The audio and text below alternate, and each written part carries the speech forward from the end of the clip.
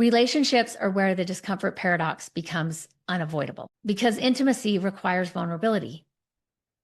And vulnerability activates every alarm system that we have. So let me start by naming a few of the relational discomforts that people avoid. These include hard conversations, repairing after conflict, hearing feedback, taking accountability, setting boundaries, saying, I hurt you, expressing needs, accepting influence, sharing feelings that we've hidden, being seen by our partner without our defenses,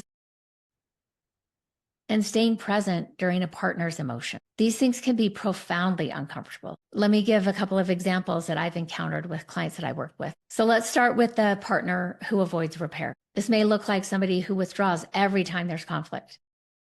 They need to cool down. They need a cooling down period. They might need space. And if that is truly for them to regulate, then I will always say, let's do that. But if it's just a comfortable choice, if it's old wiring, or if it's what kept them safe growing up, the long-term outcome will be disconnection. Their partner will learn that they can't go to them, that they can't depend on them, and that everything just gets swept under the rug, but not resolved. Avoiding discomfort in the moment often creates long-term insecurity. Another common pattern, especially with shame-based nervous systems, is avoiding accountability. It's more comfortable to say, I didn't mean it like that. You're overreacting.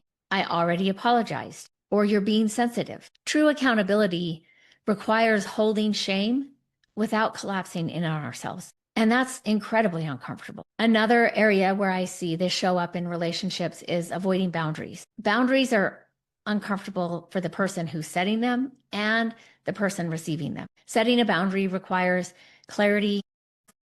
It requires that you feel self-worth, that you can hold emotional discomfort, and it requires that you can survive someone else's disappointment. I was talking to a client this past week who was feeling rejected, I think was the word that they used. We were talking about them feeling rejected. They were telling me about the context in which it happened.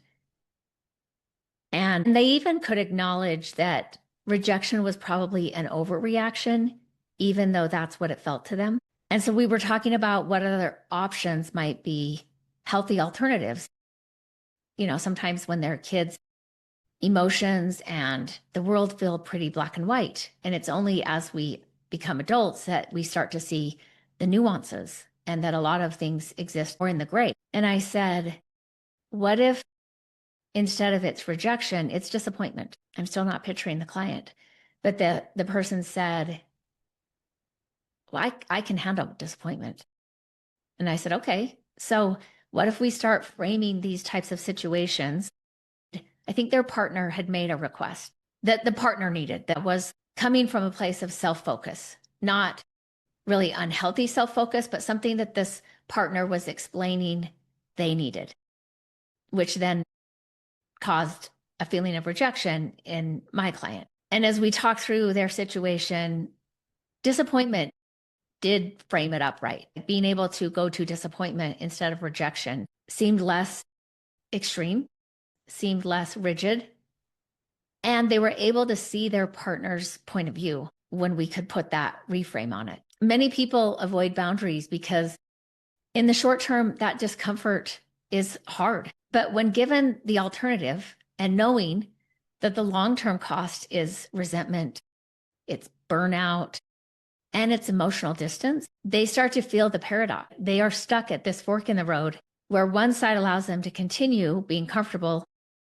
but the other side just got a lot more uncomfortable once they know the long-term effect. And then probably the most common relational pattern where we see this discomfort paradox is in avoiding conflict. I've heard people say, I avoid conflict to keep the peace. But in reality, there's no peace. We just aren't talking. Avoiding conflict might be comfortable until the relationship falls apart.